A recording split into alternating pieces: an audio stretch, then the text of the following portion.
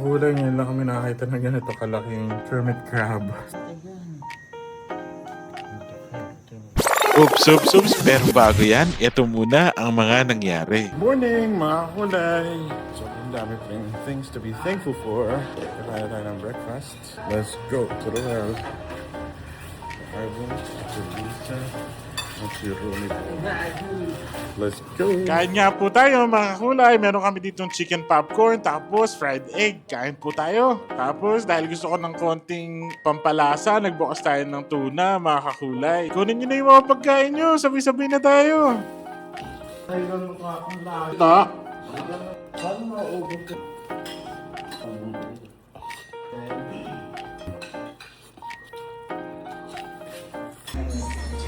Ayan nga, mga nag-edit pero napakabait. Busy ito.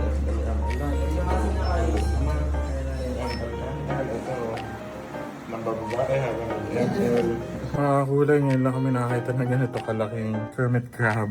Sobrang laki na, para siyang lobster. Hindi yata mabigyan ng justice ng camera yung laki ng hermit crab na to, pero sobrang laki niya talaga mga kakulay. Nagulat kami lahat. Ito, si Rowan at si Arvin.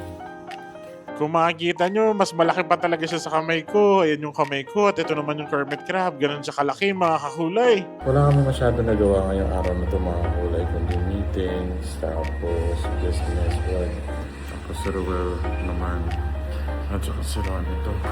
Kanina pa nag-edit si Ron para mapahita sa inyo ang mga magandang contents. Wala nga tayo masyado nagawa ngayong araw kasi sobrang busy sa work, sa business. Tapos si Ron sobrang busy rin mag-edit ng ating mga contents. Si Ruel naman, nag-ML kasi kakatapos lang ng kanyang trabaho. Yan, gabing-gabi mga kulay, alis kami ng aming bahay. Bibili kami ng pagkain, tapos uwi agad. Let's go mga kakulay. Kasi ay ba walang ginawa kundi Mariel, umaga, tanghali, Mariel. Dahil nga wala kami masyadong nagawa ngayong araw, gabing-gabi na, aalis pa kami mga kakulay. 8:58 nga ng gabi mga kakulay na nag-decide kami pumunta dito sa Santa Elena. Dumating kami ng Santa Elena, 9:45 PM na, halos isang oras na biyahe. Titi! At saka si Future. Kakain kami dito sa Santa Elena mga kakulay. Nag-road trip kami. Let's go.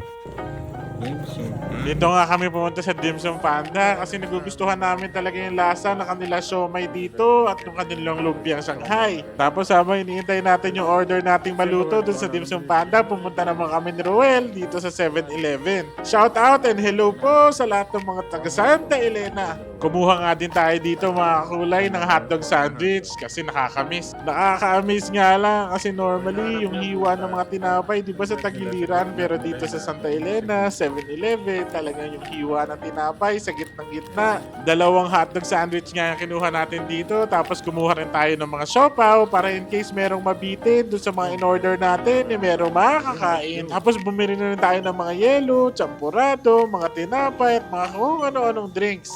Tapos bumalik na tayo syempre dito sa Dim Sum Panda. Bumili kami ng tigi-tigisang order ng siomai with rice, saka ng Shanghai with rice. Pero nabitin pa sila, kaya umorder pa rin sila ng mas marami pang siomai at saka ng Shanghai, mga kaulay. Sa itong Dim Sum Panda, talaga namang sulit na sulit at napakamura. Sana magkaroon na rin ng ganito doon sa amin, sa Kapalongga. Kain po tayo, mga kaulay. Malayo-layo yung binahe namin para makapag-food trip ng ganitong oras. Pero we're not complaining because life is good. Talagang minukabang na namin yung mga pagkain dito kasi malayo nga yung pinanggalingan namin at wala kaming ma-food trip doon sa bahay. Uminom na rin ako ng masarap na inumin, tapos sabi ni Ruel, Ano sabi mo?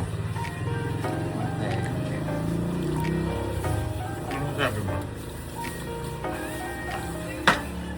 Ano sabi mo? Solid guys, 5 kanin. 5 kanin niya. Ano sabi mo? Napakasarap ng ano nila. Ng mga anak, ano ba tawag din?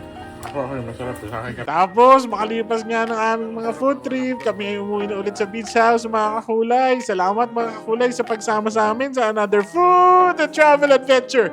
Bukas ulit ha. Thanks. Bye! Andito na, boss beat. Laging na street, walang pa. Boss beat. Boom, boom, walang tatalo pa. Boss beat.